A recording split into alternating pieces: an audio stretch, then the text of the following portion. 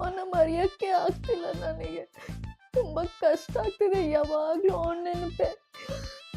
ಇವಾಗ ಟೈಮ್ ಇಷ್ಟು 3 ಗಂಟೆ. ಇಷ್ಟೊತ್ತಲ್ಲಿ ಅವ್ನು ನನಗೆ ಕಾಲ್ ಮಾಡಿ ಊಟ ಮಾಡ್ದ ಪುಟ್ಟ ಅಂತೆಲ್ಲ ಕೇಳ್ತಿದ್ದ ಗೊತ್ತಾ.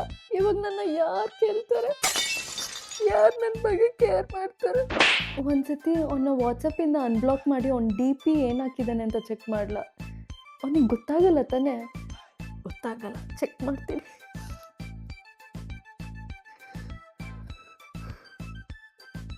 I am single, not ready to mingle ಅಂತ ಹಾಕಿದ್ದಾನೆ.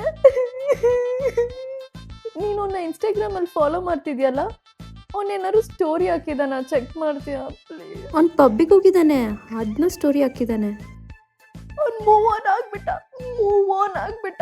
ನನ್ನ ಬಗ್ಗೆ ಅವನಿಗೆ ಚಿಂತೆನೇ ಇಲ್ಲ. ನಾನು ಒಬ್ಳೆ ಅವನ ಬಗ್ಗೆ ಯೋಚನೆ ಮಾಡ್ಕೊಂಡಿರೋದು. ನೋಡು, ಇದೆಲ್ಲ ಅವ್ನು ಕೊಟ್ಟಿದ್ದ ಗಿಫ್ಟು. ನಂಗೆ ಪ್ರಪೋಸ್ ಮಾಡಾಗ ಈ ಬೊಕ್ಕೆ ಕೊಟ್ಟಿದ್ದ. ನೋಡು ಎಷ್ಟು ಹುಷಾರಾಗಿ ಇಟ್ಕೊಂಡಿದ್ದೀನಿ. ಈ ವಾಚು ಫಸ್ಟ್ ಇಯರ್ ಆ್ಯನಿವರ್ಸರಿ ಕೊಟ್ಟ. ಈ ಹೆಡ್ಫೋನು ನನ್ನ ಬರ್ಡೇ ದಿವಸ ಕೊಟ್ಟ. ಇದೆಲ್ಲ ಬಿಸಾಕೋಕ್ಕೂ ಮನ್ಸು ಬರ್ತಿಲ್ಲ, ಇಟ್ಕೊಳ್ಳೋಕ್ಕೂ ಮನ್ಸು ಬರ್ತಿಲ್ಲ. ಆ ವಾಚು ಹೆಡ್ಫೋನ್ ನನಗೆ ಕೊಡ್ತೀಯ, ನಾನಾರು ಯೂಸ್ ಮಾಡ್ತೀನಿ. ಮುಚ್ಕೊಂಡು ಹೋಗೆ.